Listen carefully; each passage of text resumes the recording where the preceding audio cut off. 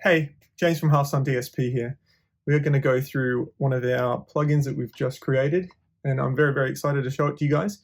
So for anyone that knows this sound or the band that it's based off or the albums that it's on, you'll know exactly what it is from just looking at it. So this is our main plugin page here. We've got the standard sort of controls that you might be used to with a normal sort of plugin, but because this is a little bit different, we've got scenes. So instead of amp channels, we're going through eras of music here. So for those who know what the Reaper is, they know. We've got a relatively simple interface, which is by design. We want to make sure that you're getting in the stock form, when you open the plugin, it's the sound of that album, and it is the sound of that album. So we're talking rhythm guitars here. There's going to be some other little bits and pieces that we'll tell you in this video, which will kind of show what we've got planned for the future and what's happening in here. So with this ReaperSuite plugin, you get 6 different eras of music for 6 albums worth of sounds. And we're looking at rhythm guitars right now. So at the moment, got a very, very simple Logic session here. So there's literally nothing going on other than on the master just to level it out and make sure it's not clipping. Guitar-wise, ReaperSuite, nothing on the bus, same for that channel. Super, super simple. We'll get to some audio demos in a second. I'll just quickly go through what the plugin is, how to run it, super easy. Everything is very, very simple. And that's by design. So our main interface on this particular channel right now, we're on the Black Reaper. So, it's the album where if you were to ask someone if they were dead, maybe they are, maybe they're not yet. See if you know which one it is. Anyway, we've got the main channel here, gain. So in this plugin, it's very, very true, or it is true to the album sounds. So we've got a moderate amount of gain. It's less gain than you'd think, but we have another plugin which can help with that if you've got low output pickups or you don't have the boost, the secret weapon that Alexi used. So we've got the gain, which is plenty of gain, still heaps, super easy. A gate, a really, really aggressive noise gate. We've designed it so that it is a studio style gate. So when it clamps down, it is gone. It is really, really fast. It tracks really, really well. It's something that obviously is a practical sort of use case scenario. It is really, really handy to use. Works really, really great. Output is literally just a level control. No difference in the tone. It's not like a master where the sound will change as it gets louder and that sort of thing. No, it's literally just an output. So presence and resonance are interesting controls. So basically the sound that you get from the album is with the resonance and the presence control off. And then basically this can be, these two controls controls the high end. It's not an EQ. Well, it is and it isn't. It's got some things going on in there. So what it is basically a high and a low frequency adjust to make sure that you can account for what type of pickups you've got, what type of guitar you've got, the settings, all those sort of things. So you can kind of, obviously if you've got a really dark guitar, you can add some presence and top end without it just being a static EQ. It's dynamic and it'll respond to your guitar and it'll interact with the way that we've got this design so it still sounds like the album, which is good. We've got a 2-time oversampling if you want to reduce any sort of artifacts. Obviously it adds a little more processing power. It's a relatively lightweight plugin, but if you're running an older system or something that doesn't have a whole lot of RAM, you can turn that off and run it at standard, or you can do 2 times oversampling if you want it to be a little cleaner, which is always good. Input output metering, super simple. You can watch where you're clipping. Input clipping sometimes sounds nice. You can adjust the amount of gain available by increasing your input on your device, on your audio card. You don't necessarily need to do that. Generally, if you're in the orange, you're good. If you're in red, see how you go. So very, very simple interface. It's designed so that you're in the ballpark of that sound and you've got that tone on literally the click of a button. So quickly go through the scenes we've got. So channels, you've got your channel select here, drop down menu, and you've got all of the different tones that we've been looking at. So it might be obvious to some, it might not be, but Red Reaper is album number 1. Very, the amps that these are based on or that they actually are is a GP1000 running into a 5150 power amp.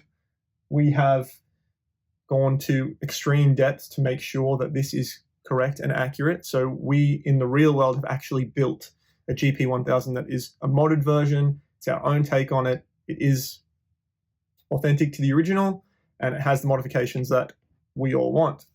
I have also a block loader 5150 that we ran that through, and we've got all the data that we need to make sure that this sounds correct, which is exciting. So first album tone, a little sharper sounding, a little more scooped, very articulate, great for those sort of neoclassical runs.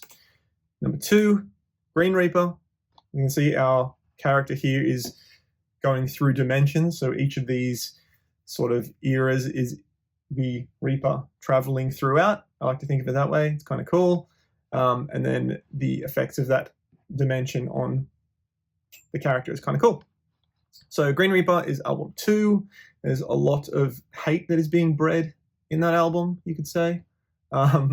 It's a lot more mid-rangey, very focused sounding, kind of has that sort of wah-ish tone in the rhythm, but works really, really good with bass. More on that later. Next, we've got Blue Reaper, which is classic. If you want to follow death, that's the one that I would pick. And yeah, a bit more of a scoop sound. This is the album that when I first heard some of the lead work on, I was like, oh my goodness, this is the band for me. And then after that, I went back, found the earlier stuff, and then obviously followed them through. And as you can probably tell, these sounds are sounds that I've spent literally decades trying to find and trying to get. And unfortunately, without the hardware, it does not work. Like, you can try some emulations and some I tried Kemper profiles, tried the whole thing, and they don't get that sound. It's really, really hard to get, and it's a lot based on the limitations and kind of the quirks of the hardware. And the hardware is very, very strange. For the first couple of albums, we are sticking with same sort of preamp, slightly different power amps, but the preamp is a lot of the sound, and the way that that preamp interacts with the onboard guitar preamp makes a huge difference to getting that sound. And it is very specific. It's got a certain feel to it as well, which is really interesting. So to be able to capture that from the real world and put it into a plugin for the first time is pretty cool. And speaking of that onboard preamp, that's something that is baked into the processing of this unit when you've got the gain beyond 50%. So for example, if you do have the real world, J1000 MMO04, or MM04 rather, you can lower the gain and it won't affect the way that the tone sounds, and it'll be accurate. If you don't have that, it's built into this plugin, but if you want more control, we do have another plugin, which is the Reaper Boost 1K, which hopefully is also obvious as to what that is doing, and that will give you the sound of the onboard preamp that has a little bit more control, so you can run it into this plugin. They're designed to work together to get that sound if you're starting from a complete bass of just any sort of guitar, any sort of pickups, as long as they're humbuckers, and you can get the sound. And there's some pickup emulation stuff in there in the Reaper Boost 1K. So there's some really interesting stuff to make this an ecosystem so that you can basically get these sounds with literally a click of a button, and then you have them and you know that those guitar sounds are correct and they're right and they will suit the mix, and then you have to work around that. And that's the thing that I think is really, really difficult when you're starting, or you're trying to get a certain sound, or you're doing a cover, is those guitars are really, really irritating to mix. They take up a lot of room frequency-wise. They make or break the mix in a lot of regards. So when you've got a good bass line and you know that, okay, these sounds work, I need to make sure that everything else is complementary to that, so that the bass fits and sits with those guitars, and then also the drums work. That's where you know you've got a good bass line. And speaking of bass and bass lines, we have a plugin that will fix that as well. Again, in this Reaper universe, we've got a bass plugin which is coming soon as well. Might already be out by the time this video is out.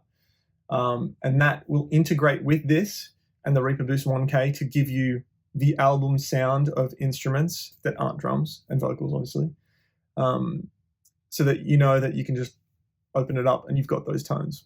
Pretty exciting. I don't know. Maybe it's not for everyone, but if you're looking for this sound, it's the way to do it. So anyway, I digress. We go Hate Reaper, who is quite angry. He's probably had 6 Big Macs. Oh no, 6 quarter pounders. 6 pounders, I guess you say. maybe.